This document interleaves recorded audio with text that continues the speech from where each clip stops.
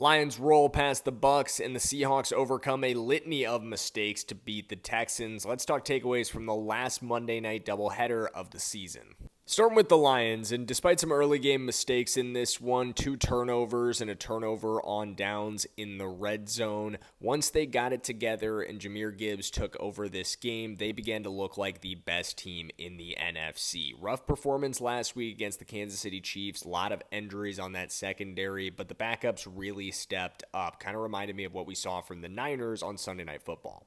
It was already tough sledding for the Bucks on offense tonight before Mike Evans went down, but once he did, with no Bucky Irving and no Chris Godwin, there just weren't enough options for Baker Mayfield tonight. Somebody other than Emeka Egbuka is going to need to step up more going forward for them to keep it up.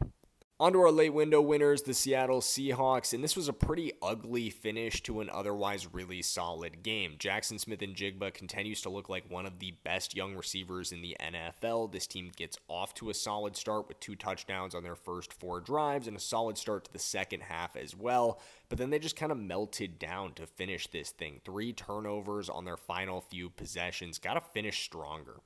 But for the Texans, it was just too many missed opportunities. Their defense played fantastic later in this game. Ton of takeaways. They forced 4 of them, got a touchdown off one of them, had some critical stops in this one, just ground Seattle's offense to a halt. But the Texans' offense failed to take advantage of any of that. They've got to be better in the red zone. They've got to do a better job of protecting CJ Stroud, and they need some receiving options to step up quickly.